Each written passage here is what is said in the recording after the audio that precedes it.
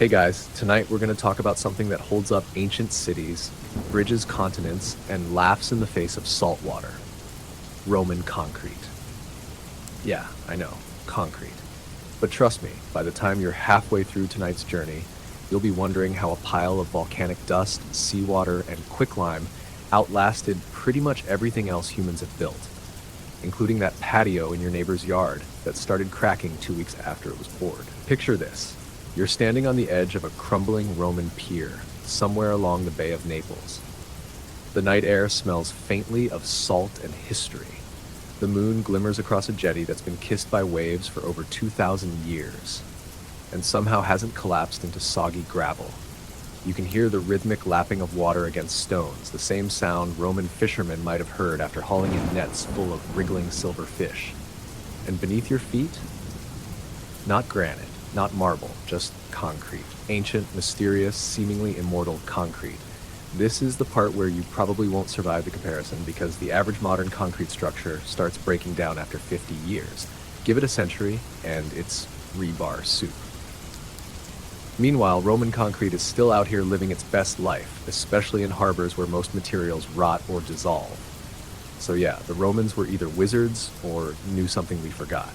So before you get comfortable, take a moment to like the video and subscribe, but only if you genuinely enjoy what I do here. I post these sleepy deep dives every week, and I love hearing from folks all over the world. Drop your location and local time in the comments. I promise I read every one. Now dim the lights, maybe turn on a fan for that soft background hum, and let's ease into tonight's journey together. You stand now on a Roman port, maybe in Puteoli or Baiae, where ships once docked carrying Spanish olive oil, Egyptian grain, and silk from lands most Romans couldn't pronounce. The concrete beneath these harbors didn't just hold up under pressure, it got stronger the wetter it got. Imagine that, a building material that thrives in seawater. The secret ingredient? Pozzolana, a fine volcanic ash harvested near Mount Vesuvius. It reacts with water and lime in a process called pozzolanic reaction, locking molecules together so tightly that seawater, the sworn enemy of modern rebar, just can't get in. The Romans didn't just tolerate volcanic material, they hauled it by cartloads to their building sites, mixing it with slaked lime and chunks of rubble in enormous vats before pouring it into wooden molds. It's the kind of low-tech alchemy that feels both brilliant and slightly suspicious, like someone cheated on the test of time. Now, here's where things get even weirder. Modern scientists have taken core samples of submerged Roman harbor concrete and found that it contains aluminum tobermarite, a rare, hard-to-form mineral. And here's the kicker. It seems to grow after the concrete is poured. Historians and material scientists still argue whether the Romans actually knew this would happen or just got incredibly lucky. Either way, that harbor jetty you're standing on, it's not just surviving, it's evolving. And if you crouch beside it long enough, close enough to smell the salt and damp seaweed, you might hear the whisper of Roman engineers who designed these harbors not just to survive the sea, but to conquer it. Harbors like Caesarea Maritima, built by Herod the Great using Roman techniques, had breakwaters made from massive concrete blocks dropped straight into the sea from barges. The stuff hardened underwater. Underwater. As in, poured into wooden crates, lowered into the sea, and set in place while being thrashed by waves. Meanwhile, modern marine concrete requires all sorts of additives, barriers, and precision curing, and it still decays faster. You have to wonder, how did they figure it out? Did someone just accidentally spill lime and ash into a bucket of seawater and then go, huh? Quirky tidbit time. There's an old story about how the Roman naturalist Pliny the Elder observed volcanic ash hardening into rock underwater and suggested copying nature. Whether that's true or not, it adds to the image of Romans as curious tinkerers who watch the world carefully, like toddlers with really good documentation skills. But the secret wasn't just in the ingredients, it was also in the design. Roman harbor builders shaped the seafloor with artificial breakwaters, laying out curved walls that mimicked the natural coastline. These structures weren't just walls, they were flow-guided fortresses. Some even had holes designed to let water pass through, reducing pressure during storms. Their concrete didn't fight nature, it partnered with it. You walk slowly along the top of one of these harbor structures now, Seabirds screech lazily overhead. You can almost hear the distant splash of oars or the creak of ropes from ancient merchant ships, and beneath it all, the concrete sighs into the deep, content to wait out another 1,000 years of tides. And while we're talking about tides, here's a little curveball. Some researchers think the specific mineral formations in Roman concrete might require the presence of seawater to fully develop. That's right. The ocean isn't just tolerated, it's a collaborator. Try explaining that to your neighborhood contractor. Yes, we'd like to pour the foundation during high tide, please. It's better for the molecular structure.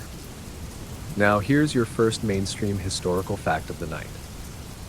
The Romans used this magic mix all over the empire, from the shores of Britain to the Levant, wherever they needed strength and permanence. Roman concrete wasn't a niche technology. It was a global export. And here's something most textbooks skip. In some places, especially in the Eastern Mediterranean, local builders started combining Greek ash lime recipes with Roman methods. The result? Regional hybrids, ancient concrete fusion cuisine, if you will. But as impressive as Roman marine concrete is, we have to ask, why didn't later empires copy it? Why did the world forget? Why did concrete get worse? Historians still argue whether the fall of Rome caused a knowledge collapse, or if later builders just preferred faster, easier mixes. Either way, we didn't catch up until the 19th century, and we still can't quite match what those seaside Romans made with carts, shovels, and a little volcanic luck.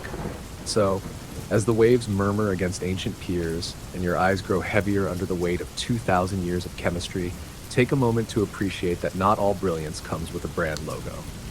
Sometimes it comes in the form of dusty ash scooped from the slopes of a deadly volcano. You're still at the water's edge, the salty breeze brushing against your cheek like the gentlest ghost of a Roman engineer, whispering something you don't quite understand. The concrete beneath your sandals hasn't budged in 2,000 years, and yet when it was first discovered, it wasn't hailed with fanfare or bronze statues. No trumpets blared, no scrolls proclaimed it the miracle of the age, because like many of history's great innovations, Roman concrete, it was probably an accident. You turn inland, the moon at your back, and wander toward the early days of Rome, back when the city was barely more than a muddy collection of huts on the Palatine Hill, back before the emperors and the marble and the baths. Concrete was not born from a grand vision, it emerged from necessity. Dirt roads washed away, stones cracked, buildings sagged. The Romans needed something sturdier, something smarter. But they didn't set out to invent it. They just started mixing things that seemed to work. It starts with lime, of course. Burn limestone, add water, and you get a pasty substance that sets hard. Ancient peoples across the Mediterranean already knew this trick. The Greeks had been using lime mortar for centuries. But the Romans, they added volcanic ash. Here's where it gets funny. There's no record of a brilliant inventor saying, "Eureka, let's combine volcanic ash and lime for structural supremacy." Instead, it's more likely some ancient builder just ran out of clean sand and thought, this grayish powder will do. That powder, as it turns out, was pozzolana, and it was the start of something extraordinary. Now imagine this scene. A builder in the 3rd century BCE working on a wall near the Bay of Naples hauls in local materials without thinking too hard. He mixes pozzolana into the mortar. The wall hardens faster, stronger. It even seems to resist crumbling when it rains. He notes it down, passes it along, and slowly, like all good rumors, it spreads. You slosh through the damp streets of an early Roman village. The roads aren't paved yet, just gravel and dust, but one building stands taller than the others. A shrine, perhaps, with walls made of this new mix. There's chatter among the builders. The stuff sets better, holds together longer. One worker claims his wall still looks new after 5 years. Another says it smells faintly of sulfur. They laugh, but they keep using it. And then, over time, they refine it. They develop a ratio, 3 parts ash, 1 part lime, 1 part water. They learn to layer it between stones, to pour it into wooden frames. They begin using it not just for buildings, but for foundations, for roads, for aqueducts. What began as improvisation becomes method. Here's your mainstream historical fact. By the time of the Republic, Roman concrete, called opus cementitium, was being used in everything from temples to retaining walls. It let builders experiment with arches, vaults, and domes on a scale no one else had dared. But here's your quirky tidbit. Roman builders were superstitious about their materials. Some texts suggest that they considered certain volcanic sources more blessed than others. Builders would travel miles out of their way to get ash from the slopes of Mount Vesuvius, believing it produced concrete that sang when struck.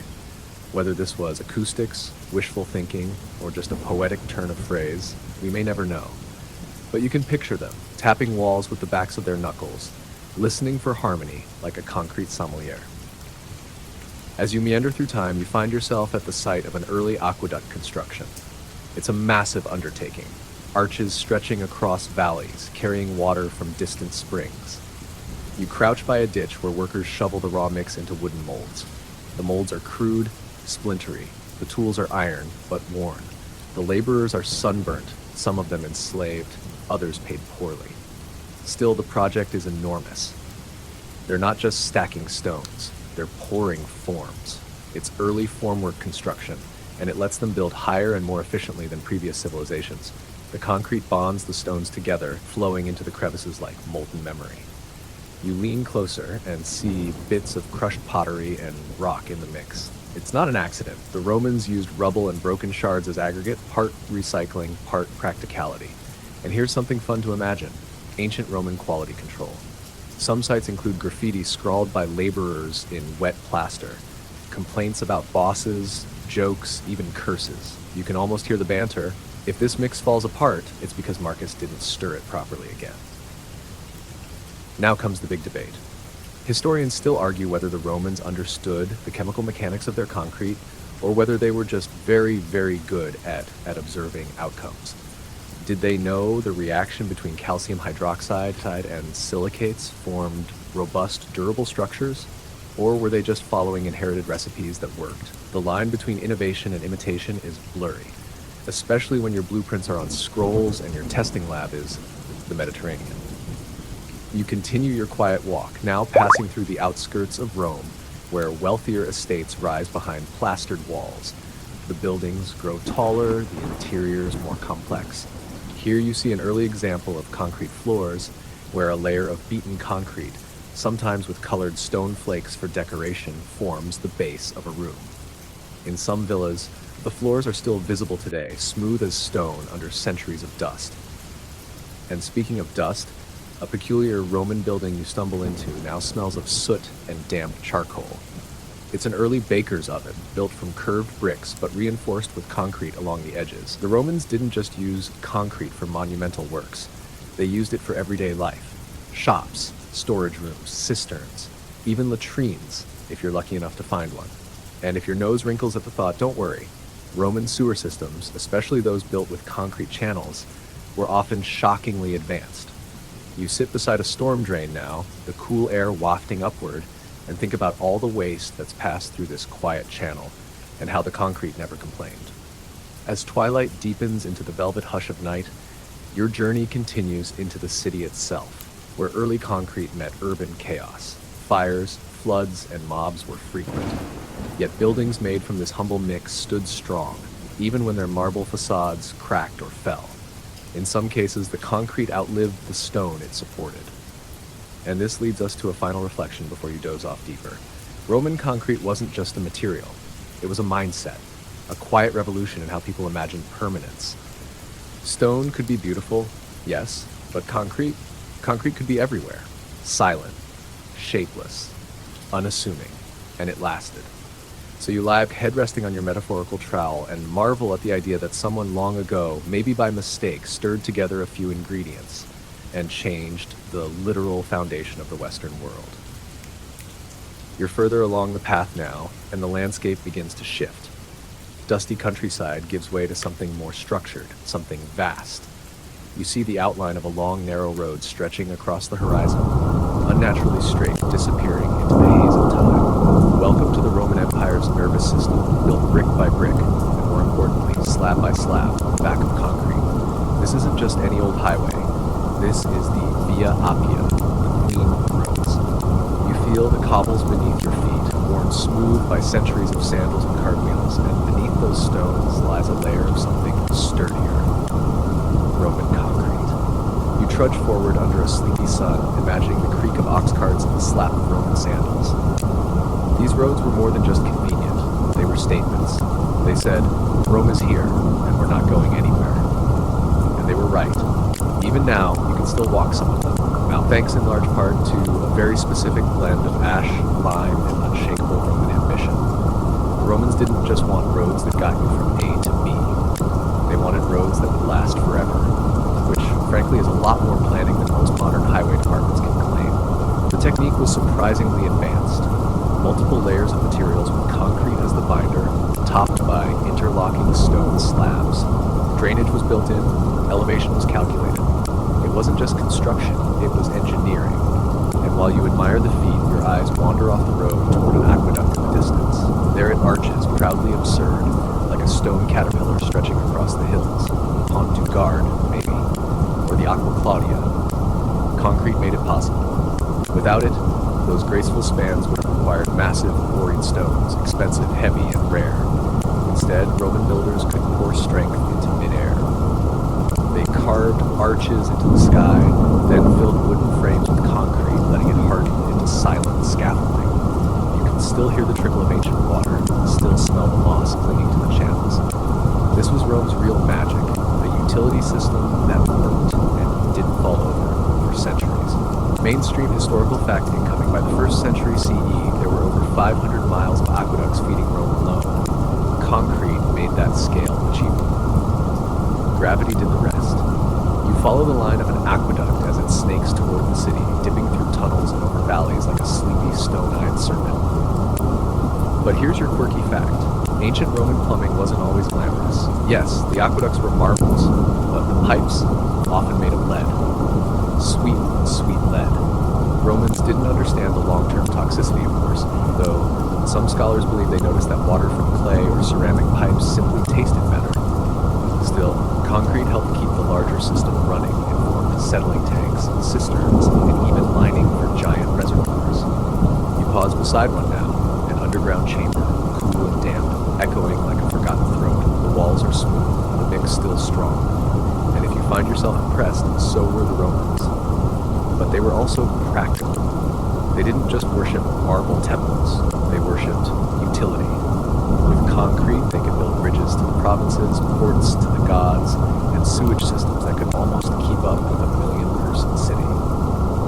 Now let's take a little detour, just a short stroll across the years, to visit a Roman toll station. You're standing at a small outpost beside a paved road. There's a milestone marker nearby, a stubby concrete post with numbers chiseled into the surface. This one reads MPXV, milepost 15. Roman roads didn't just connect the empire, they measured it, and even the markers were made to endure.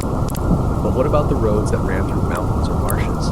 Well, that's where Roman ingenuity and concrete really shined. You pass through a quiet tunnel now, carved through volcanic rock, but reinforced along the edges with concrete mixed on site. Some tunnels included ventilation shafts, others had lined ditches. The point was simple: don't let terrain win. And they didn't. And here's where things get a little philosophical.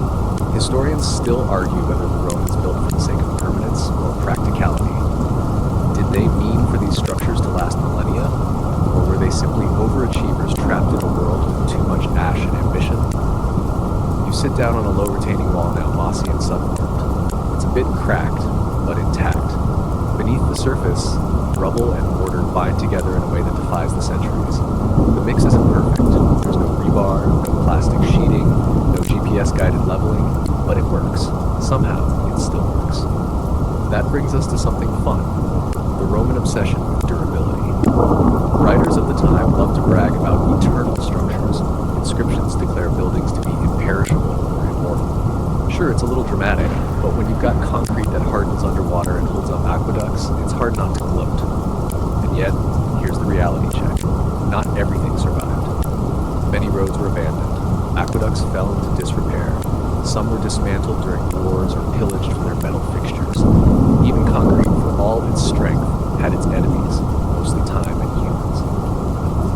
But what had has lasted is enough to make you pause, sleepy-eyed, and appreciate just how long humans have been trying to outsmart erosion. Now for the fringe fact of the hour. There's a theory that Roman engineers used animal fat or blood in their mixes for certain projects, believing it might help with setting times or bonding. Is it true? Probably not. But the idea lingers like an ancient recipe no one wants to test. You lean back now, eyes half closed, watching a Roman bridge fade into the dusk. A real one. Perhaps the Ponte Sant'Angelo, spanning the Tiber in silence. Its piers are partly concrete, partly stone, and fully magnificent. Horses once clopped across it, and now tourists with gelato. It endures, like so much else the Romans touched. You walk one last mile down the old road tonight, footsteps echoing in your imagination. You think about all the people who traveled this way, merchants, soldiers, lovers, runaways, all of them trusting in a surface built not from stone, but from chemistry. And when you finally stop, when the road fades into a whisper and the aqueduct disappears behind a line of cypress trees, you understand something quiet and strange. Roman concrete didn't just build an empire, it gave it shape. A shape you're still walking through, even now. You wake, well, not fully. You're still drifting somewhere in the warm, dark folds of history, but now you're inside the skeleton of a wall, a Roman wall, and it's cracked. But here's the part that makes you blink slowly with surprise. It's healing itself. That's right, you're not dreaming. Roman concrete, under certain conditions, seems to repair its own fractures. This isn't magic or science fiction. It's chemistry, quietly at work across the centuries, like a ghost craftsman brushing mortar between invisible bricks. You lean closer, press your fingertips to a jagged line in the stonework. It's barely visible, just a hairline fracture. But if rainwater seeps in, and it often does, something strange happens. The minerals inside the concrete begin to move, to settle, to rearrange. Over time, they fill the gap. The crack closes. The wall survives. Modern researchers were baffled when they first studied this phenomenon. They took cores from ancient Roman harbors and broke them open like sleepy geologists on a Christmas morning. What they found inside wasn't decay. It was growth. Tiny crystals. New minerals forming along old fault lines. Structures actively strengthening under stress, not weakening. It turns out Roman concrete contains lumps of material called lime clasts, small pockets of calcium-rich lime that didn't fully dissolve during mixing. In the modern world, we'd call this sloppy workmanship. But in the ancient world, it was genius. These lime clasts react when exposed to water, creating calcium carbonate, the same mineral found in shells and limestone. It precipitates out and fills the cracks. It's like the concrete gets a second chance at life every time it rains. Mainstream historical fact? Sure. A 2023 MIT study confirmed that Roman concrete's durability comes, in part, from this autogenous healing mechanism. The Romans didn't just build things to last, they unintentionally gave them the tools to repair themselves. Like a grumpy cat that still feeds itself. Now picture yourself sitting on the ledge of a Roman bathhouse, steam curling through the dusk, water lapping gently at stone steps. The walls rise around you, smooth and solid. The foundations are made of concrete, not marble, not granite. Just ash, lime, and time. And here's a twist. Many Roman buildings weren't just durable. They were strategically designed to break in certain ways. When subjected to earthquakes or shifting foundations, the concrete cores often stayed intact, while the outer layers, stone veneers or decorative plaster, cracked away. It's like the buildings were designed to shed damage rather than collapse. Historians still argue whether this was intentional or just a lucky outcome of their materials. But when you see how many Roman structures with concrete cores are still standing, despite wars, looting, and weather, it starts to feel suspiciously clever. Let's take a short stroll through a collapsed Roman granary, shall we? The roof is gone, the upper floors are rubble, but the lower walls still hold. Inside, you notice the concrete mix is different from what you saw at the harbor. Coarser, more aggregate, maybe some crushed tile added in. That's because Roman builders customized their concrete, lighter mixes for domes, denser mixes for columns, porous mixes for drainage, water-thin blends for cisterns. It wasn't one recipe fits all. It was a concrete menu depending on use, location, and budget. Sometimes they even layered different kinds of concrete in the same wall. Fancy on the outside, frugal on the inside. Like a designer jacket with polyester lining, you duck into another room, a grain storage vault. The cool air is thick with dust, but the walls are still strong. Look closer. Bits of broken pottery embedded in the concrete. This wasn't just recycling. Some of the clay may have helped regulate humidity, preventing mold and spoilage. And now a quirky tidbit to lull you deeper. Some Roman builders believed that mixing goat hair into their concrete helped prevent cracking. Goat hair. Yes, really, it added tensile strength in small amounts, almost like an ancient, shaggy version of fiberglass. It didn't catch on widely, but archaeologists have found trace remains in rural buildings. Somewhere out there is a Roman shed held together by a goat. You turn a corner and walk beside a wall with a horizontal crack about waist high. You touch it. It's cool, faintly moist. A few days of rain and this fissure might vanish. The wall doesn't scream or groan, it just adjusts.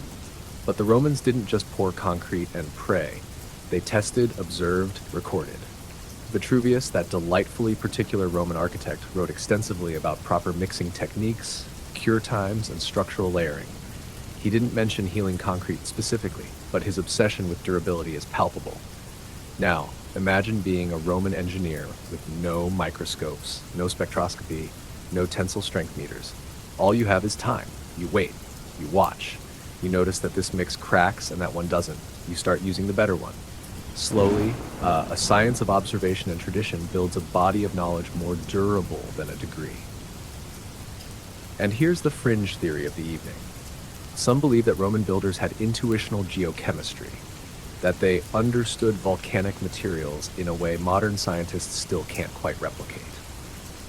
It sounds like a stretch, sure, but when you consider that some harbor structures have grown stronger with each passing century, it's hard not to wonder if there was more instinct than accident in their art.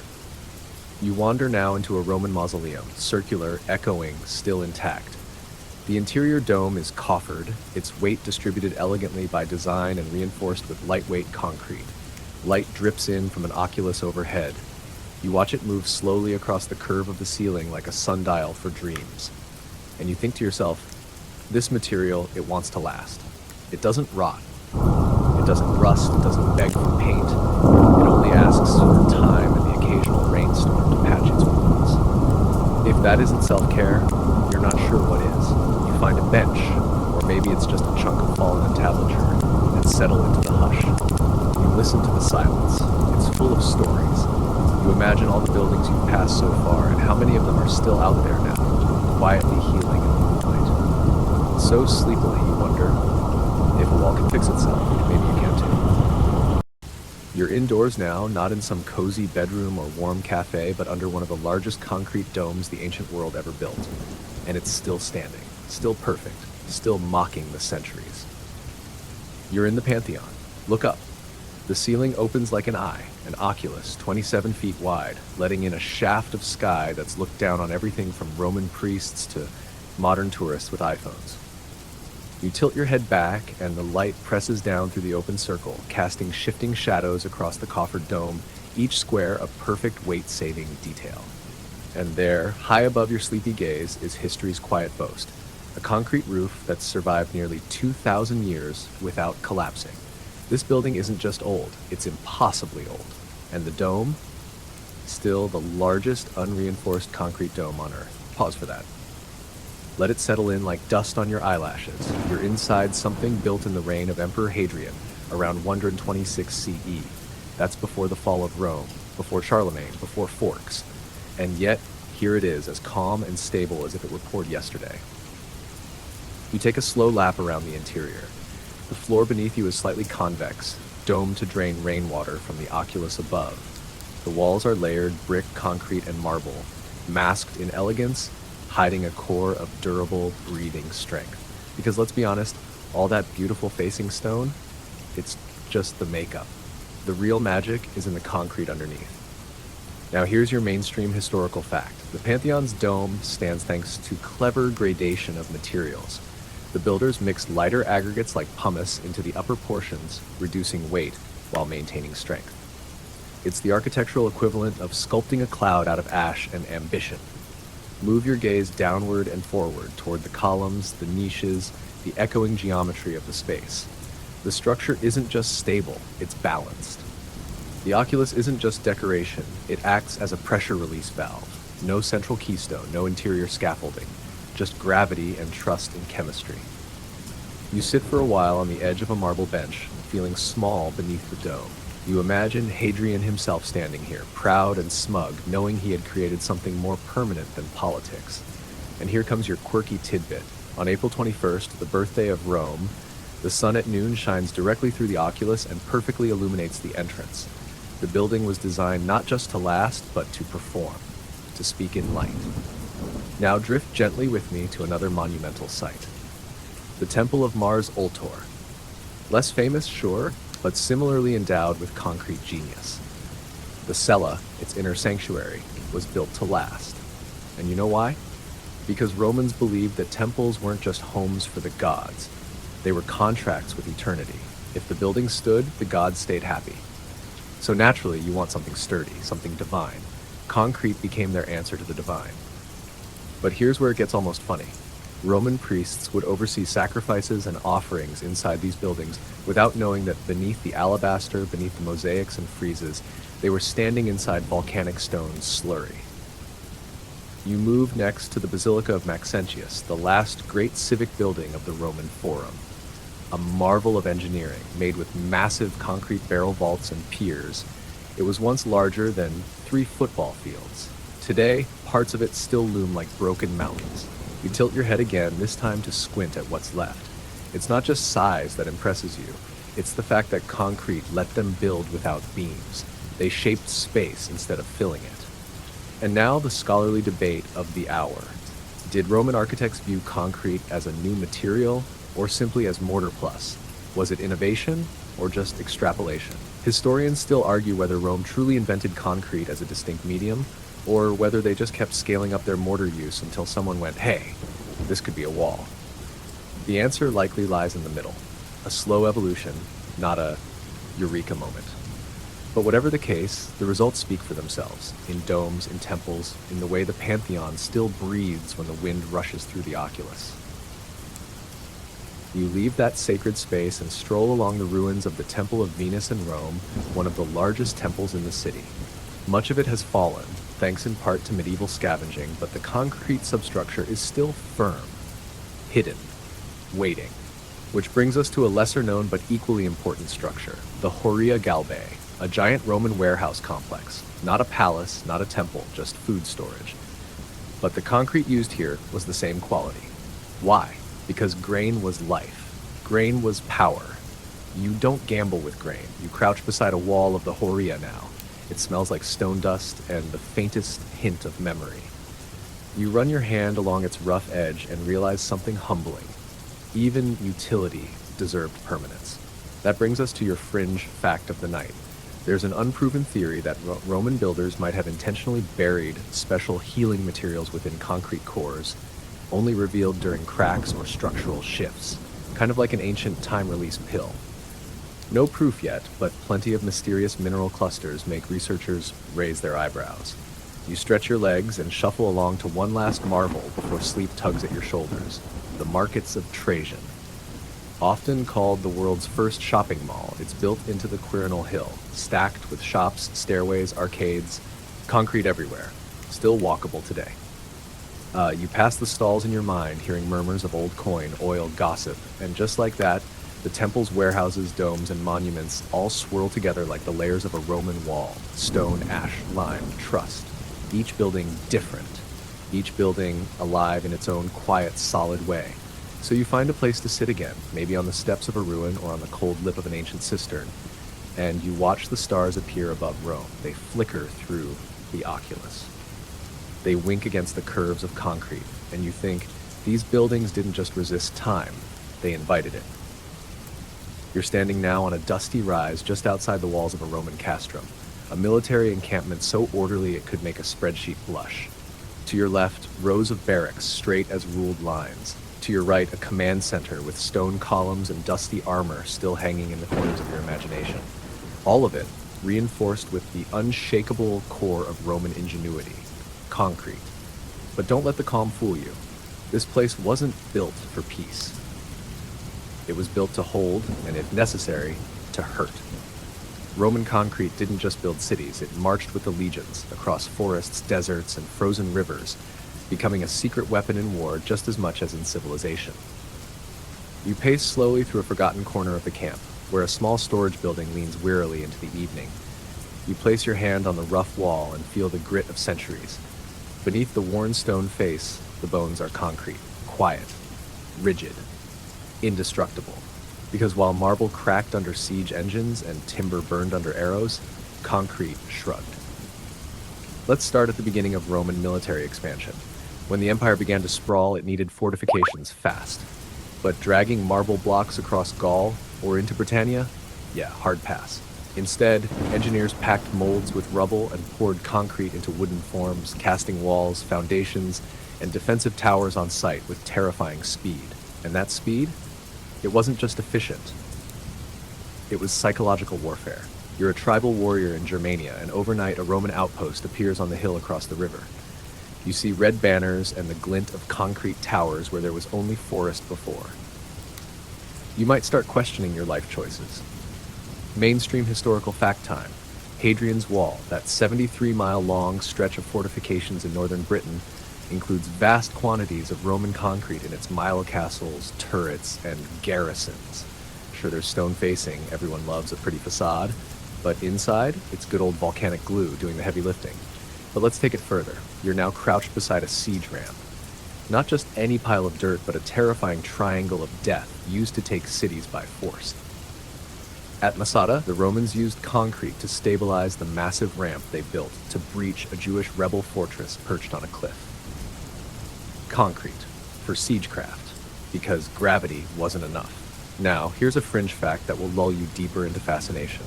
Some sources suggest that Roman engineers may have used acidic plant juices or even fermented animal waste in certain military concrete mixes, believing it made them cure faster or bond stronger in extreme climates.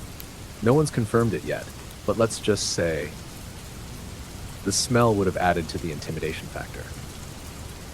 Back at the camp, you pass through the praetorium, the commanding officer's quarters. The floors are tiled, the ceilings painted, but it's the walls you care about. They were poured in sections, opus caementicium, using mobile wooden molds. You can still see the faint impressions of the planks if you look closely. The concrete dried right against the wood, no polishing required. These molds allowed for modular, rapid construction, like Lego, if Lego came with centuries of durability and the occasional centurion. Now stroll to the edge of the encampment. You see a bridge, simple, sturdy, spanning a stream that could flood in spring. Romans built these out of concrete piers driven into the riverbed, topped with wooden decks. In some places like Alcantara in Spain, the bridges still stand because the concrete footings haven't budged. In fact, you could toss your modern walking stick off the side and listen as it clatters into water below, bouncing off something poured in 106 CE. As the sun sets, you imagine a legion crossing one of these bridges, thousands of sandals slapping stone, banners fluttering, and all of it only possible because someone knew how to mix ash and lime into something that could resist time. And here's your quirky tidbit. Some Roman forts had concrete latrines, so advanced they included running water channels for flushing and sponge cleaning stations. These weren't just pits. These were planned, hygienic, and dare we say, quite progressive. You picture a Roman soldier mumbling about the cold seat and the sponge on a stick, and you smile. Empires fall, but bathroom complaints are eternal. Now we reach a scholarly debate still echoing through dusty academic halls. Was Roman military concrete standardized across regions, or did local improvisation reign? Some evidence suggests official manuals guided ratios and techniques. Others say field engineers adapted to local materials. The truth? Probably both. Rome loved a rulebook, but it also loved a good workaround. You're standing now at a watchtower, half swallowed by grass and time. The core is concrete, still strong despite the collapse of the wooden upper floors. It smells of lichen and ancient ambition. You imagine the soldier who stood watch here 2,000 years ago, arms crossed, eyes scanning the horizon for smoke or shadows. He trusted this tower, this mix of dust and intent. It held, and it still holds. You sit down in the shadow of the wall, letting the silence of the ancient battlefield settle around you. There's something strange in knowing that war, with all its fire and chaos, could be made to last. that concrete, born of conquest, would leave monuments of violence more durable than peace. But it wasn't all destruction. Roman concrete also built the peace that followed. After the legions passed through, roads were repaired, markets rose, aqueducts poured water into new towns. That same concrete now supported basilicas and baths instead of battering rams. Rome didn't just build forts, it built futures. So tonight, as you rest in the ruins of a Roman military camp, maybe you're lying on the floor of an old armory, or tucked inside the mossy corner of a collapsed wall. You breathe in the cool air, feel the gritty texture under your hand, and marvel at the fact that even war, ruthless, relentless war, could leave behind something so steady. The camp fades into mist now, the clang of swords replaced by something softer, voices. Not of soldiers, but of shopkeepers, fishmongers, and laughing children. You've wandered into the heart of a Roman insula, a multi-story apartment block, bustling with the echoes of daily life. Forget the opulence of marble villas, forget emperors and bathhouses. You're here among the people who lived above the bakery, beside the laundry, beneath a noisy neighbor with questionable hygiene. And even here, amid the grime and clatter, concrete plays its quiet role, holding up floors, bracing staircases, resisting fire. You open a creaky wooden door in your mind and step into a second-story apartment. The floor dips slightly underfoot, the plaster walls are cracked, but the core, the load-bearing bones, are concrete. You can feel it. Even in this humble home, Rome's most enduring invention was hard at work. Let's be honest, insulae were often death traps, built fast, built cheap, and stacked 6, 7, sometimes 8 stories high. Fires were frequent, collapses weren't rare, but when concrete was used, especially in the lower levels, it made a difference. Fires raged, upper floors fell, but the concrete substructures, still there. Mainstream historical fact, after the Great Fire of Rome in 64 CE, Nero passed new building codes requiring the use of fireproof materials, concrete among them, for the lower floors of insulae. It wasn't about luxury, it was about survival. And the change marked one of the earliest examples of urban fire regulation in architectural history. You stand now in the remains of an old insula in Ostia Antica, Rome's once bustling port city.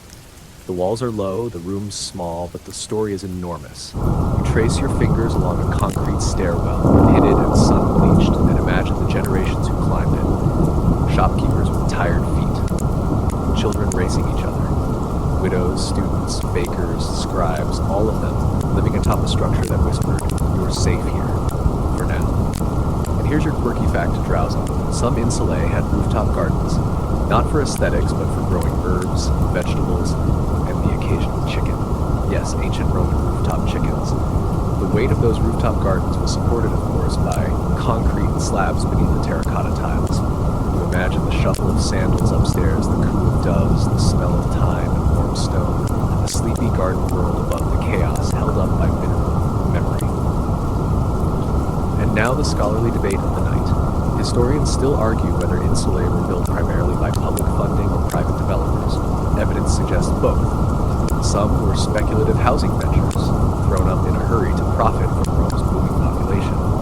Others were carefully constructed and even subsidized to house the urban poor. But either way, the presence of concrete meant these structures could go up, not just out. You move deeper into Ostia now. Past apartments, you find warehouses. Concrete walls line storage units where olive oil once sloshed in terracotta amphorae. Some of those amphorae still lie broken on the ground, but the walls endure. Concrete allowed for standardized shapes, rectangular storerooms, repeating vaults, easy to replicate floor plans.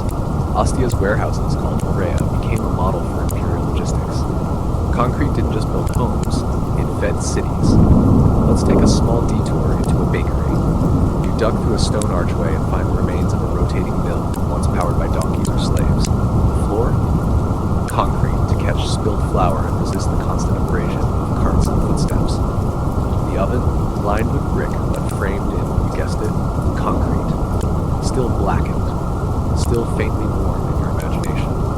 And here's a fringe theory to close your eyes around. Some researchers believe Roman bakers mixed tiny amounts of ash and lime into their bakery floors intentionally, not for construction, but to prevent flour buildup from becoming dangerously flammable. A concrete floor that wasn't just durable, but self-cleaning in a way.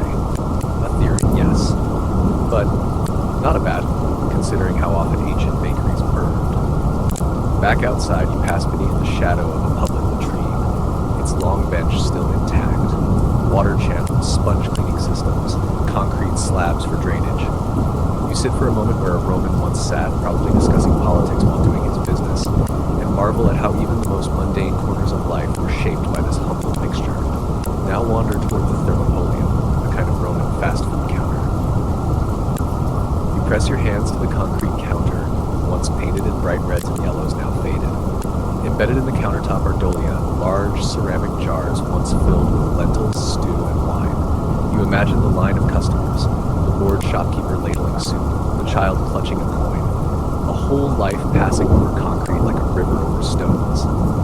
And if you think the Romans were too grand to care about breakfast, just remember, they ate fast food before it was cool. Concrete made it possible. Walls thin but fireproof, counters sturdy but cheap, shelves embedded in the very structure. You lean your elbows on that stone counter and listen to time breathe. Finally, make your way to the edge of the neighborhood, where public fountains bubble into shallow basins framed in concrete. Water, flowing from aqueducts, cooled in cisterns, now dribbling into the cups of workers and children alike. The fountain isn't fancy, but it's functional. And because of concrete, it's still here. As you walk away, the sound of the city fades. No more shouting vendors or creaking carts, just the soft scrape of your own footsteps across stone. Concrete didn't just build temples or monuments, it built the background of life, the kitchens, the sewers, the floors. It didn't demand attention, it simply held everything together.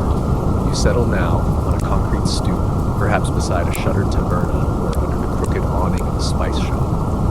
You close your eyes and let the street noises dissolve into the hush of night. And in that hush, you understand something gentle and profound.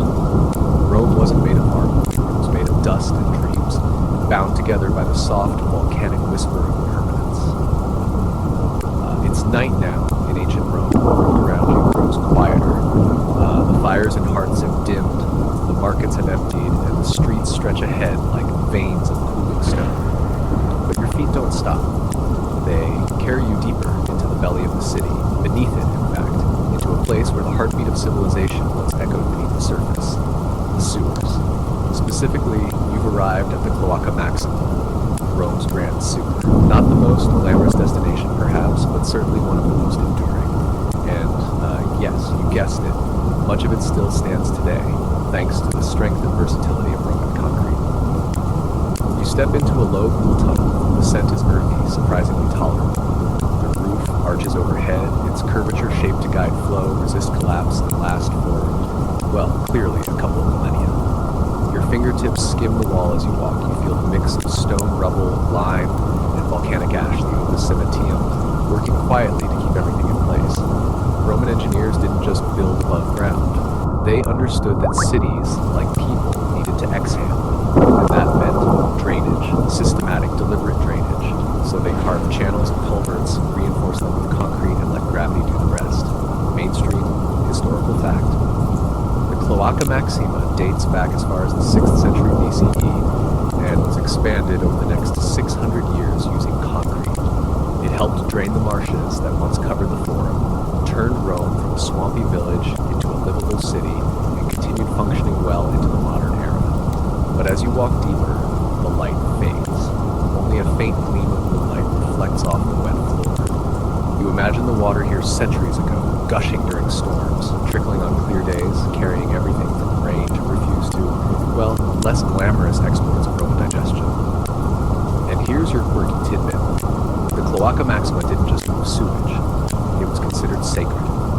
The Romans worshipped a goddess of the sewer system, Colosseum. There was even a small shrine to her near the Forum. That's right, Rome didn't just build plumbing, it deified it. Imagine lighting incense to honor proper drainage. Suddenly, your clogged kitchen sink feels very unsanctified. Now you pass an open vault, perhaps a junction where several tunnels meet, and you feel a sudden shift in air. A cool breeze like the city itself is breathing through its very lungs. That's no accident. Romans planned for ventilation shafts and overflow routes, using concrete to stabilize their curves and archways, ensuring water didn't stagnate and toxic gases didn't collect. You pause beside a side tunnel, narrow, outside, noting the way the walls shimmer slightly with mineral buildup. The rough texture wasn't accidental. It allowed biofilms to grow, which helped neutralize waste over time. Roman waste management had microbial allies, whether they knew it or not. Now let's step above ground again, following the sewer's path through the city. It snakes beneath roads, buildings, even temples. And every so often, you spot something new. Manholes. Yes, real ones. Some made of stone, some edged with concrete collars to prevent soil collapse. Rome had access points to its sewers centuries before modern cities caught on. Practical, thoughtful, durable. But here's where things get even stranger. You pass a Roman public latrine perched directly over the sewer channel. The seating is stone, long benches with keyhole cutouts. A small water stream runs at your feet, once used for communal cleaning sponges. You shift uncomfortably at the thought. But beneath it all, a sloped, concrete-lined channel, directing waste straight to the Cloaca Maxima. It wasn't luxury, it was civic responsibility. You weren't just doing your business, you were participating in Rome's hydraulic choreography. The engineering below made hygiene possible above. And here's the scholarly debate to drift on tonight. Did Roman sanitation actually improve public health? Some researchers argue yes, sewage management and clean water helped control disease. Others believe the lead pipes, communal sponges, and poor hand washing canceled out the benefits. The jury's still out. But what's clear is that the infrastructure lasted, and the concrete didn't crumble. Now let's wander toward the Forum Boreum, near the banks of the Tiber. You're standing at a storm drain outlet where runoff would once pour into the river. The retaining walls, still partially visible, show layers of old repair, each one embedded with newer forms of concrete, sometimes mixed with crushed brick, sometimes with pozzolana, the volcanic ash from around Naples. The formula varied, the result was always the same: permanence. And now a fringe theory for your sleep-starved brain. Some claim that Roman engineers may have intentionally designed parts of the sewer system to echo, using specific curves and concrete angles to allow sound to travel. Was it for communication, ritual, fun? No one knows for sure. But next time your bathroom has weird acoustics, you'll know who to thank. The city begins to fade now. You walk up through a maintenance stairway, originally just a stone shaft cut into the earth, and emerge into a sleepy Roman street, slick from a recent rain. You stand in a puddle that reflects the stars. You think about all the water you've seen tonight, rushing through aqueducts, sluicing beneath apartments, dripping off dome oculi. And you realize Roman concrete didn't just resist water. It shaped it, managed it, made it a citizen. You breathe in deeply, the air still tinged with the mineral scent of old stone and newer mist. You glance once more down the sewer grate before you, listening to the faint trickle of what lies below. Then you walk on. And somehow, the ground feels more trustworthy. You step into daylight again, or what feels like it. A pale glow shimmers around the edge of your dream, and you find yourself standing at the crest of a long, straight road. The Via Appia, ancient Rome's most famous highway. It stretches before you, silent and sure, a dark ribbon of volcanic stone threading through the countryside like the spine of an empire. And beneath the carefully laid paving slabs, beneath the crunch of sandaled feet and the rumble of ox carts, lies a foundation of what else? Concrete. Roman roads were marvels of endurance, and they weren't just cobbled tracks thrown together by accident. They were layered, drained, and engineered to last centuries. You walk slowly now, each step a soft crunch, and you try to imagine the layers beneath you. Gravel, lime, stone fragments, and finally a solid bedding of concrete binding it all together. Mainstream historical fact: the Romans built over 250,000 miles of roads throughout their empire, and many of them incorporated concrete in their foundations or substructures, especially in areas where the soil was poor or moisture threatened to ruin the base. The Via Appia itself has sections still in use today, some even supporting modern vehicle traffic. Imagine that, 2,000 years of footsteps, hooves, chariots, and now fiats. You pause beside a milestone, its Latin inscription barely legible now.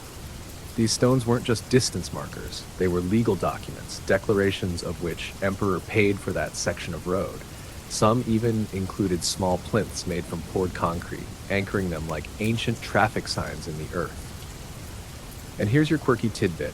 Roman engineers used a special technique on sloped roads where carts might slip.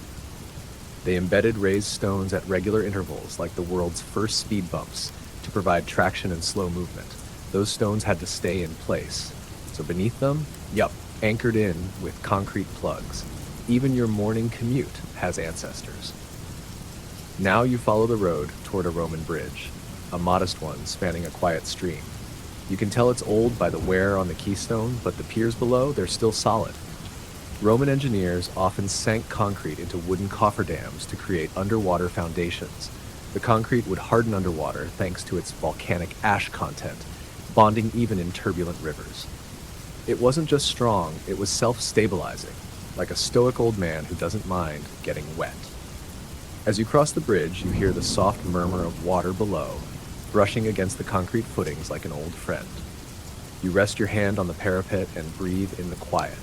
It smells of damp leaves and something else. Faith. Faith in permanence. And now the scholarly debate drifting through the mist. Were Roman roads designed solely for military efficiency, or did they serve broader cultural and economic purposes from the outset? Historians have argued both sides. There's no doubt the legions benefited first, but merchants, pilgrims, messengers, and even traveling performers soon followed. Concrete didn't just carry soldiers, it carried stories. You walk now through the remains of a way station, a mansio where travelers could rest, repair carts, and water animals. The stone troughs are cracked, but the concrete stables remain. You can still see the outlines of posts once sunk deep into the hardened floor, keeping restive horses in line. The concrete was rough but practical, easy to sweep, hard to destroy, and quick to pour.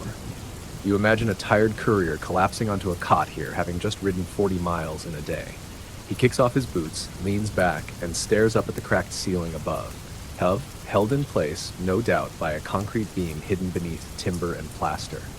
Even in sleep, he's resting on something engineered to last longer than memory. And here's a fringe fact for your travel-weary mind. Some Roman roads may have incorporated recycled concrete from old structures, especially near cities. Recent digs outside Pompeii revealed crushed concrete rubble packed beneath roadbeds. Early urban recycling, not for sustainability, but for convenience. They weren't sentimental. If a villa burned down, its concrete went underfoot. Now step off the road for a moment. You find yourself beside a way shrine, a small roadside altar once used by travelers for quick prayers. It's modest, a bit of carved stone, a weathered niche, and the base, a block of, you guessed it, concrete, now overgrown with moss. Sacred or secular, Roman builders poured foundations with the same unbothered consistency. Let's wander down another road, this one headed toward the coast. A breeze follows you, salty and wide. This road leads to a port, maybe Ostia or Puteoli, where goods from across the empire once poured in. And that's where Roman concrete takes on its boldest challenge, marine construction.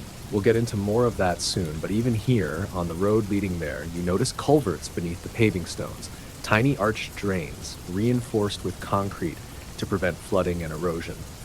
The road wasn't just built over the land, it was built to negotiate with it, to say, yes, I know you'll try to wash me away, but I've made arrangements. As you crest a rise, the view opens wide. A vast plain interrupted by crisscrossing paths, dry aqueduct channels, and the glint of ruins. Roads like arteries pulsing with forgotten purpose. They don't shout their importance anymore. They just lie there, enduring, connecting. And at your feet, that same familiar texture, crushed stone, dust, and the ever-reliable presence of pozzolanic concrete, still doing its job 2 millennia later. Not because someone wanted to make history, just because someone wanted a road that didn't sink when it rained. You turn and head back toward Rome, the ancient highway stretching behind you like a fossilized thought. You wonder who walked here before. A merchant with olive oil, a girl on her way to her wedding, a prisoner, a senator, a poet. All of them carried, quietly and without thanks, by the invention beneath their feet. You brush the dust from your sandals, glance up at the stars bright now against the indigo sky, and realize concrete didn't just build Rome. It carried it, held it together in war, in peace, in silence, and even now, it carries you, dreamer, wanderer, nightwalker, into the next mile. The road behind you narrows to a whisper, and ahead now, wind, salt, and waves. You've reached the edge of the empire, not the farthest outpost or some crumbling frontier, but the literal edge where stone meets sea. Welcome to the Roman port. More specifically, welcome to Portus, one of the greatest engineering feats of the ancient world, and naturally built with concrete that thrives underwater. You stand at the mouth of a massive artificial harbor, its walls once encircling entire fleets, its warehouses groaning with olive oil, grain, wine, and whispers of empire. But it's not the shape of the harbor that astonishes.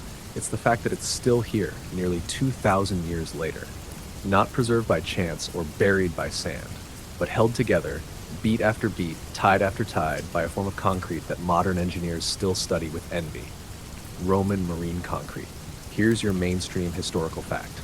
Roman marine concrete used pozzolana, a volcanic ash found near Naples mixed with lime and seawater. This concoction triggered a chemical reaction that not only set underwater, but continued to grow stronger over time. Today, cores extracted from submerged Roman piers show crystalline structures forming over centuries, healing in a way. You kneel beside a partially submerged breakwater, the waves slap at it, gentle tonight. You touch the edge and feel the rough grain of crushed tile and pumice embedded in lime. Still solid, still unmoved. Now for a quirky fact to rock your mental dinghy. Modern researchers discovered that Roman marine concrete contains aluminous tobermarite, a rare mineral that forms slowly in seawater. It actually strengthens the concrete the longer it sits underwater, a material that gets better with age. Imagine that in your foundation warranty. You stand now on the remains of a concrete mole, a pier wall, not a small furry mammal, and look out at the curve of the once proud harbor. Trajan's hexagonal basin glints faintly in the moonlight, a geometric marvel designed to resist silting and channel tidal flow. Roman harbors weren't just dug, they were orchestrated with concrete as the main instrument. There's debate still drifting across the archaeological waters. Did Roman engineers fully understand the long-term chemical reactions of their marine concrete, or was it just an accidental miracle? Some say they observed, adjusted, and codified. Others believe they got lucky. Historians still argue whether they were chemists or clever guessers, but either way, they left behind something we can barely recreate. Walk with me now along the fish pond walls of a Villa Maritima, maybe near the Bay of Naples. These seaside homes for the elite included private fisheries, their retaining pools lined with, hydraulic concrete.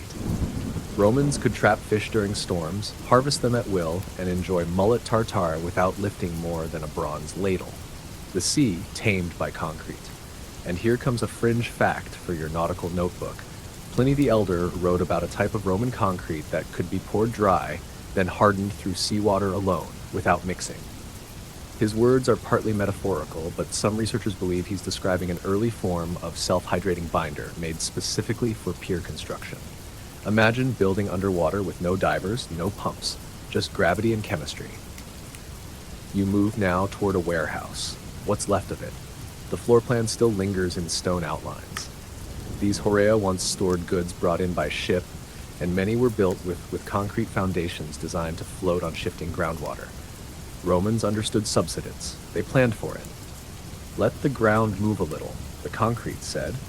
I'll stay still. You look up at the sky, a few stars reflected in the pooled water between old slabs. This isn't just engineering, it's poetry with aggregate. And now you climb slowly up the curved edge of a concrete lighthouse base, likely at Portus or Ostia. The light is long gone, of course, but the tower's footprint remains. A signal, not just of light, but of presence. Rome is here, it once said. And below that declaration, a concrete promise. Rome is staying. You settle now on the seawall, letting the scent of salt and stone fill your lungs. There's something sacred about this moment. Less about ships or senators, more about permanence.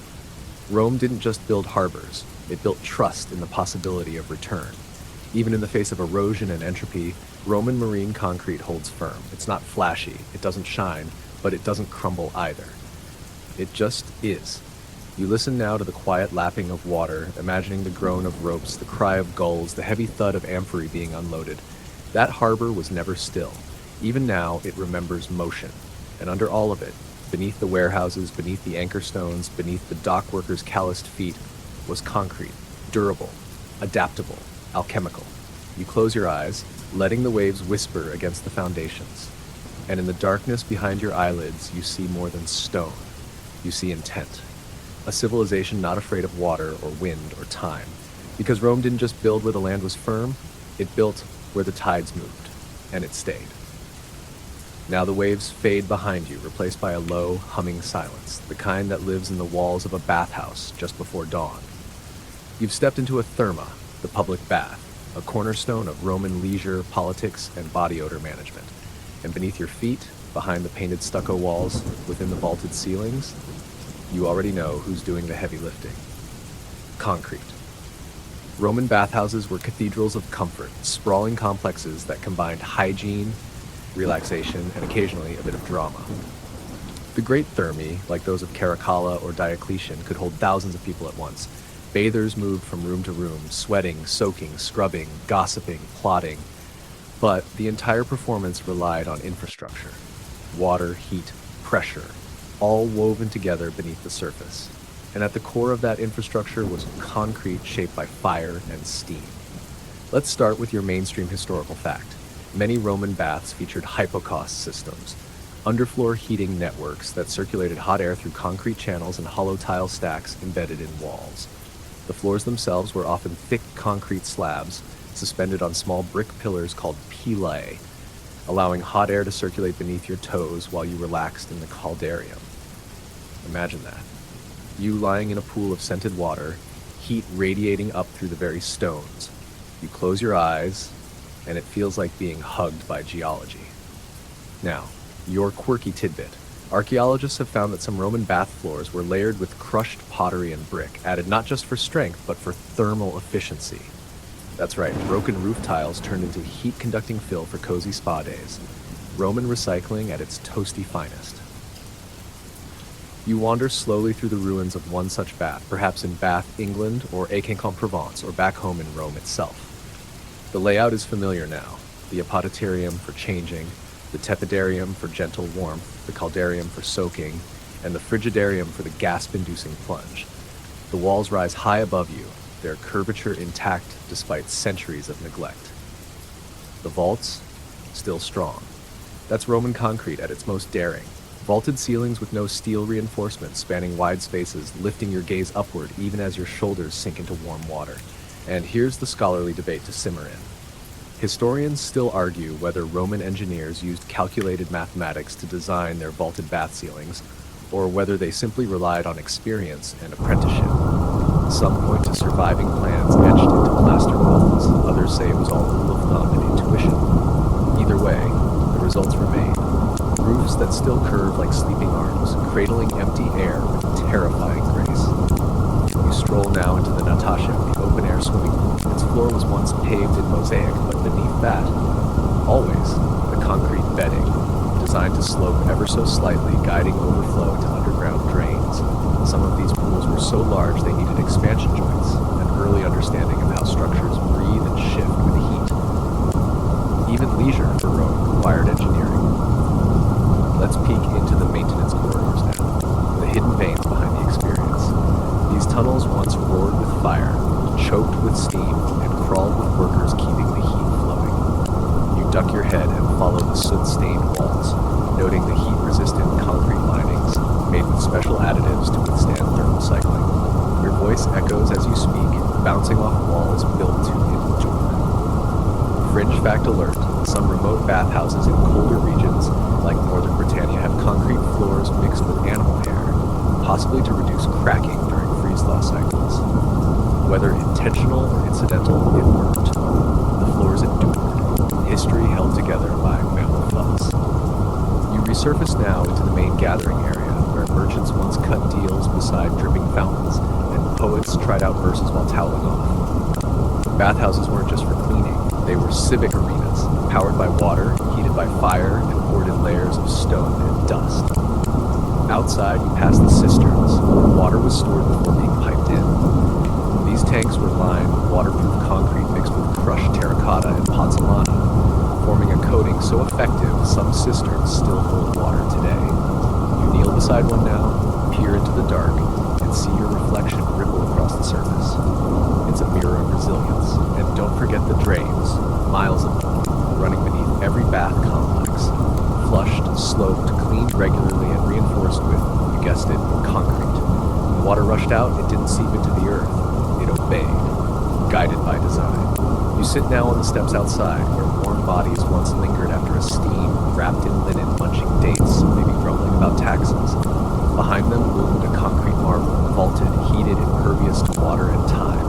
And so you breathe it in, the warm air, the damp walls, the scent of pine resin and sweat and limestone.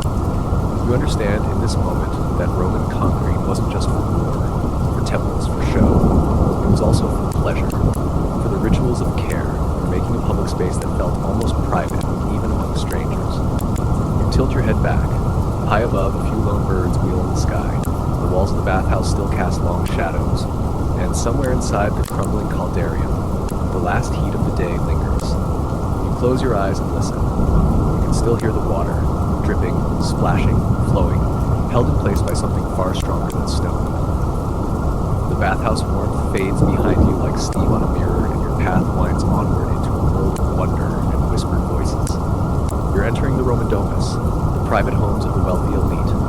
No more communal baths or echoing forums. Here, everything is quieter, more refined, but no less reliant on the magic of Roman concrete. You step over the threshold into an atrium where rain once fell through an open roof into a central basin, the impluvium. The light here is soft, dappled, and you feel it. The coolness of the polished floor, the calm of the shadowed walls. The bones of this house were not chiseled stone, not timber. They were poured, molded, and set in place with ancient certainty. Yes, Roman concrete wasn't just for monuments or public infrastructure. It came home, forming walls, vaults, floors, and columns in private residences that sought not just strength, but style. Mainstream historical fact, many Roman houses, particularly in cities like Pompeii, Herculaneum, and Rome itself, were constructed using opus cementitium at their core, often faced with decorative materials like painted plaster, terracotta tiles, or marble veneers. But peel back the frescoes and the mosaics, and what remains? Concrete. Always concrete. You pass into the triclinium, the dining room where elite families once reclined on couches and discussed philosophy between bites of stuffed dormouse. The walls here were painted in rich reds and blacks, part of the so-called fourth style, an illusionistic fresco tradition. But those delicate plasters were applied to concrete wall panels, poured in place decades earlier. And here's your quirky tidbit for tonight's stroll. In some elite homes, builders embedded precious materials, even bits of glass or colored stones, directly into concrete for decorative flair. Not just hidden strength, but conspicuous texture. It was both a structure and a flex. You walk softly down a hallway beneath a barrel-vaulted ceiling, entirely unsupported by columns. No steel, no rebar, just pozzolanic ash, lime, and broken rock mixed and set into wooden floors. Once the concrete cured, wooden molds were removed, the ceiling stood. It still stands. There's an intimacy to this space, one rarely felt in monumental architecture. These rooms weren't just to impress, they were to live in. Children ran through here. Lovers whispered. Someone practiced a lute, someone else scolded a parrot. And all of it happened under a roof, held up by silent, uncelebrated genius. You arrive now in the Paris-style garden where a colonnade wraps around a green courtyard. The garden is gone, but the concrete footings for the columns remain. They rise like old tree stumps, stubby, unassuming, and yet each one held the weight of elegance. A dance between load-bearing and beauty.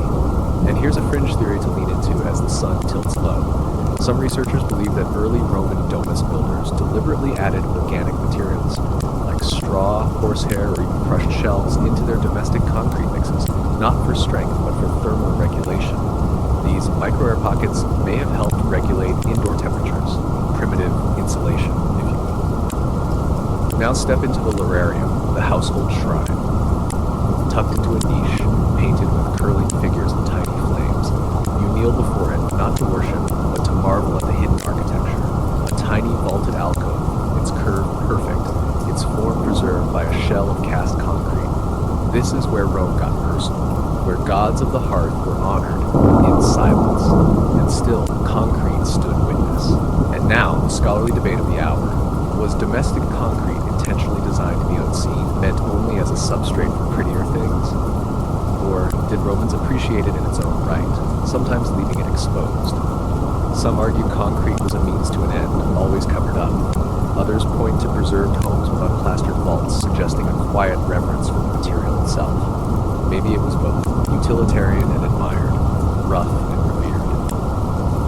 We move on to the kitchen, where a concrete hearth still smudges the air with a ghost of smoke. The floor is blackened, but not cracked, designed to handle fire, spills, grease, and feet. These rooms weren't public marvels, they were workhorses, and concrete didn't complain. And then, unexpectedly, you pass through a private bath, smaller than the public thermae, but still elegant. The caldarium is barely large enough to stretch out in.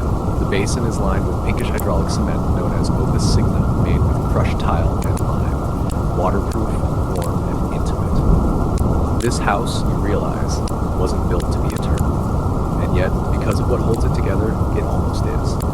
Even after ash and fire, even after centuries of silence. You pause now in the tablet of the study. Light streams in, a breeze lifts the dust. You run your hand along the edge of the desk, a slab of old stone set atop a concrete plinth, still level, still dependable. You imagine the rustle of scrolls, the scratch of stylus on wax tablet, the sigh of someone doing taxes by oil lamp. Even thoughts, it seems, were once poured atop concrete. You end where you began, in the atrium. The impluvium basin reflects the sky, broken only by a few drifting petals. You lower yourself to the edge and listen. There's no sound but your own breath, the occasional creak of stone, and the distant echo of history curling around the edges of the room. Concrete didn't make this home grand. It made it possible. It gave form to function, held up silence, caught laughter, and let life unfold without fanfare. You rest your head against the cool lip of the basin. The floor beneath you is stable, the room ruined but safe, the architecture humble but eternal. Because even here, far from triumphal arches and glistening forums, Rome poured its secrets into the walls, and those secrets remain. The air shifts again, and with it, the rhythm of the world. You're leaving the hush of the private domus behind and entering a space meant for noise, spectacle, and awe. Welcome to the Roman amphitheater, the beating heart of ancient entertainment. And though your eyes may first be drawn to the towering arches, the echoing corridors, the monumental staircases, don't be fooled. Beneath it all is the same quiet hero, concrete. You stand now in the shadow of the Colosseum, or as the Romans called it, the Flavian amphitheater. Its elliptical bulk looms above you like a sleeping beast. The outer shell is travertine, sure, but that's just the face. Step inside and you enter a skeleton of concrete poured into forms, strengthened by volcanic ash and reinforced with centuries of stubborn refusal to fall down. Let's begin with your mainstream historical fact. The Colosseum was built between 72 and 80 CE during the reigns of Vespasian and Titus, and is one of the earliest and largest examples of concrete barrow and groin wall construction. Without concrete, its size, complexity, and speed of construction would have been impossible. You walk through one of the many vomitoria, a misleadingly named exit corridor designed not for purging, but for the efficient movement of crowds. You run your hand along the wall, coarse, unpolished concrete cast in place between carefully set stone facings. The walls here once trembled with the sound of 50,000 sandals cheering, shouting, stamping, and yet they still stand, unbowed. Now for your quirky tidbit. The Roman architects designed the Colosseum's internal structure using concrete ribs like a honeycomb. This not only supported the massive weight above, but created modular vaults, prefiguring modern stadium design. It's ancient crowd control in mineral form. You climb the stairs slowly now, each one carved from tufa or travertine, but beneath them, vaults of concrete rise and dip like frozen waves. You pass vendors' niches, animal pens, and armor racks, all once tucked into alcoves formed by cast-in-place concrete arches. And at the center, the arena floor, long gone, revealing the hypogeum below. A labyrinth of corridors, elevators, and holding cells. Concrete walls separated humans from animals, performers from predators. Some of the walls were lime-rich for speed of curing, others mixed with brick rubble for durability. All tailored to function, a jungle made of stone. Now, let's step into the seats. You ease yourself onto a ledge halfway up where the plebs once sat with olives and wine. You stare down at the stage where emperors staged victories, executions, and extravagant recreations of naval battles. For one spectacle, they flooded the arena, turning it into a shallow sea. Concrete basins lined with waterproof mortar made the deluge possible. And still today, some of those conduits lie beneath Rome, dormant but intact. Here's your scholarly debate to drift on. Did the Colosseum's use of concrete represent the peak of Roman architectural daring, or the beginning of functional decline? Some argue that the shift from pure stone to composite concrete structures reflected declining aesthetics and craftsmanship. Others believe it marked the maturation of Roman engineering, less about ornament, more about experience and logistics. A stadium that worked. You walk now into the corridors of support spaces, the bones that made the spectacle breathe. Animal cages with sloped floors for waste runoff. Holding cells for gladiators, built not with delicate finishes, but with impact-resistant concrete to contain chaos. Stairs that narrowed at the top, forcing crowds to slow before entering or exiting. A genius use of architecture as security. Here's a fringe theory to grin at as you wander. Some scholars believe that certain areas of the Colosseum incorporated magnetic stones into the concrete mix, possibly as part of early experimental design to orient structures or reduce lightning strike damage. It's speculative, maybe even nonsense. But still, imagine gladiators ducking lightning in a building designed like a battery.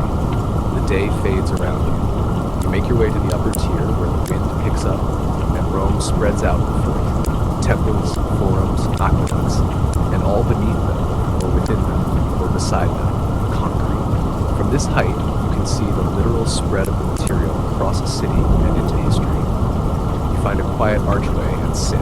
The walls curve around you like an ear catching the breeze. You trace a line in the dust with your finger and think about the hands that mixed this mortar. The laborers who poured and packed it, the engineers who measured load and span, the spectators who never gave it a second thought. Concrete wasn't the show, it was the stage. Even now, the Colosseum isn't whole. Earthquakes, looters, time, all have taken their toll, but the core remains. Not because it was built to last forever, but because it was built with material that understood time. You close your eyes, you can still hear it. The cheer of the crowd, the creak of a lift, the thud of foot on stone, all cradled in concrete arms. You let your breath slow, your body soften against the ancient wood of the wall. The Colosseum no longer roars, but it endures. Quiet now, patient. Because even when the last gladiator falls, even when the gods are silent, concrete remembers. You step down from the heights of spectacle and into a different kind of temple now. Not one of gods or gladiators, but of trade, taxes, and tall shelves of papyrus. Welcome to the Roman warehouse. You're in Ostia, the bustling port town that fed Rome's colossal appetite. But you're not here for the docks or fish stalls. You're here for the Horia, the great storage facilities that once held enough grain to feed 1 million bellies. And of course, they stand today on their original foundations, most of which are, you know the rhythm by now, concrete. Mainstream historical fact, Roman Horia were often constructed with thick concrete walls reinforced with brick facings. They were designed not only to store vast amounts of grain, olive oil, wine, and other goods, but to protect them from fire, rot, theft, and the slow, insistent creep of humidity. You step inside a surviving Horium. The sun cuts narrow blades through the doorless archways, lighting up specks of dust in the air. You pass rows of storage niches, once filled with tightly sealed amphora. The floor beneath your feet is a coarse layer of concrete screed, designed to shed moisture and support heavy loads. You kick a pebble. It bounces with a sharp, satisfied clink, still solid. And here's a quirky tidbit for your tired brain. Archaeologists have found that the thresholds of warehouse doorways, often where carts would bump in and out, were poured with harder aggregate concrete mixes, almost like modern reinforced thresholds. Romans knew where the stress points were, and they prepared. You duck through another arched passage and into a courtyard once used for sorting and accounting. A low cistern sits in the center, lined with hydraulic concrete. Not a drop in it now, but once. Water trickled in for washing, cooling, or mixing cement right on site. Everything in this space feels pragmatic yet quietly elegant. Walls smooth, curves deliberate, weight distributed like a secret. Now here's the scholarly debate of the section. Were Roman warehouses standardized across the empire or adapted locally using whatever materials were handy? Some scholars argue for imperial regulation, proof that warehouse dimensions, fireproofing, and layout were dictated by central planning. Others see signs of local improvisation, with regional mixes of concrete and hybrid construction. It's possible that both are true. Formality at the center, freedom on the fringes. You pass the remnants of an olive oil warehouse, its floor still stained with the ghost of centuries-old spills. Nearby are decanting basins, low concrete troughs where sediment was allowed to settle before shipment. Rome didn't just store things, it refined them, packaged them, systematized them. And here's a fringe thought to file away with the rest. Some historians believe that the rhythmic layout of Roman warehouses, rows of rooms, symmetrical passages, helped facilitate inventory tracking, possibly with mnemonic walking patterns for tally clerks. The structure itself was a memory palace, reinforced in concrete, guiding thought as well as traffic. You continue into the tabularium, the archive room. The shelves are long gone, but the air still hums with the ghost of parchment. Here, under layers of tile and dust, archivists once stored legal contracts, land deeds, and shipping logs. The walls were thick and windowless, made with insulating concrete mixes that slowed fire, resisted damp, and kept papyrus from curling in the heat. The Romans, you realize, didn't just invent roads and aqueducts, they invented logistics. A warehouse was a machine, a mind, a vault. And concrete was the casing. You climb an exterior stair, carefully now. Some of the steps have eroded, but many remain. At the top, the flat roof stretches like a sun-warmed plain. The roof itself was once tiled, but the slab beneath, poured in place, reinforced with crushed tile and volcanic sand, designed to hold the weight of sacks, crates, or the occasional disgruntled clerk sneaking off for a nap. You sit at the edge, legs swinging over a 2,000-year-old cornice, and look out over the ruins. Rows of warehouses, docks in the distance, the bones of an empire's stomach still intact. The wind shifts, and you think about all the unseen lives that move through here. Laborers heaving grain, clerks scratching columns of numbers, ship captains shouting about late deliveries. None of them would have called it beautiful, but all of them trusted it. That the walls would stand, the floors would hold, the roof would shed the rain. That's what Roman concrete gave them, reliability. And now it gives you something else, a moment of silence, of stillness, of continuity. You trace a crack in the wall beside you. It doesn't go deep, it's not collapse, it's just a wrinkle. Concrete ages, like everything, but it ages gracefully. You lean back, eyes half closed, and let your breath settle into the rhythm of the ruins. Concrete doesn't need to impress anymore. It's already outlasted its architects, its traders, its thieves, its taxes. It has nothing to prove. So it waits with you, beneath the sun, beside the sea, in a warehouse built to hold the weight of the world and still holding yours. You descend one final time, not into the heart of a city or the chambers of the elite, but into something more humble, more hidden, a place where memory settles like dust. You're in a mausoleum now, or perhaps a columbarium, deep beneath the skin of Rome, a chamber for the dead. And once again, they are cradled not by marble, not by gilded splendor, but by concrete. These tombs don't scream, they whisper. You walk softly through narrow corridors lined with niches, once filled with urns or coffins, now empty or sealed with faded plaques. The walls curve gently, forming domes and alcoves. They were poured in silence, smoothed by hand, allowed to harden while the world above went on forgetting. Mainstream historical fact, by the early imperial period, Romans had begun building freestanding mausoleums and subterranean columbaria, almost entirely out of concrete, with only the facings done in brick or plaster. It allowed for faster, cheaper, and more flexible burial structures, especially in crowded cities. You stop before a rounded apse where the faint ghost of a fresco remains. Blue sky, green vines, a flight of birds, and behind it the wall breathes with the same volcanic pulse. Lime, ash, stone. The same mix that built triumphal arches now cradles the remains of retired centurions, freed slaves, merchants, mothers. You reach out, fingers grazing the texture. It's rough here, unfinished. You can feel the ancient ridges of the wooden formwork, long since rotted away, but leaving their ghost print on the hardened mix. The wall remembers the moment it took shape. You're just catching up. And now your quirky tidbit. In some Roman tombs, builders intentionally added ground-up cremation ash into the concrete matrix. Not for any structural reason, but perhaps symbolically. returning the dead to the very substance that would protect them for eternity. Mortar mixed with memory. You duck your head as you enter a barrel-vaulted corridor, barely wide enough for two. The walls press close, the ceiling arches overhead in a soft, ancient curve. No reinforcements, no keystones, just mass and mix, poured and set. The structure holds not because it resists gravity, but because it works with it. And here's your scholarly debate to lie down with. Were Roman tombs truly democratic in construction, offering eternal shelter to all classes through cheap concrete? Or did the poorest still rest in unprotected pits, while only the modestly wealthy received even a concrete slab? Some argue the ubiquity of concrete made decent burial more accessible. Others point to inscriptions noting debts, promises, and exclusions. Death was universal, but shelter in death still had a price. You move toward the center of a rotunda, much like the Grand Mausoleum of Augustus, though this one is smaller, less ostentatious. The room opens upward into a dome, a true concrete dome, made long before the Pantheon, long before Brunelleschi's Florence. A hidden heaven for the forgotten. You lie on your back, gazing upward at the soft spiral of the ceiling. You can see the gradual taper of the concrete ring courses, thinning toward the oculus. The Romans didn't just dump and hope. They engineered the curve, reduced the weight, adjusted the aggregates. The dome above you may be cracked, faded, dust-choked, but it still holds. Now for your fringe thought of the evening. Some ancient texts suggest that certain domed tombs were treated with sound-altering additives, perhaps tiny hollow pots or special mixes to create acoustic effects.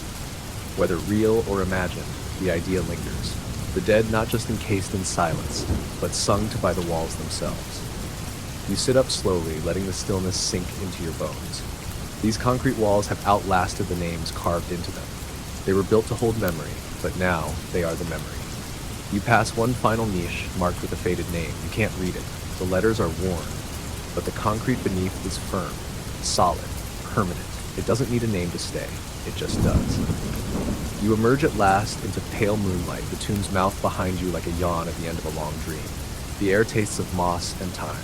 And now, your journey winds down. You slow your steps. Your breath is deep now, steady. The dust of ancient roads still clings to your sleeves, and the echo of centuries hums just behind your ears. You've wandered through arches and under vaults, through aqueducts and into crypts, each space held together by the quiet genius of Roman concrete. And not the showy kind, the enduring kind. The kind that doesn't flinch when the empire falls, that doesn't crumble when names are forgotten. Close your eyes, picture the soft gray of a wall, pitted by time, a floor beneath your feet that once held up gladiators and grain carts and gossip, a dome overhead, weightless and watching, still curved with care. That's what concrete offers. Not immortality, but continuity. Not perfection, but persistence. Let your breath slow even more. In, out. You feel the room around you again. Your own room, not Rome's. Your bed, your fan humming gently in the dark. But part of you is still down there, somewhere under the palaces and pigeons, leaning against a Roman wall that refuses to fall. Let that wall hold you now, just a little. You've walked a long way tonight, and the concrete is still warm, still waiting, still here. Sweet dreams.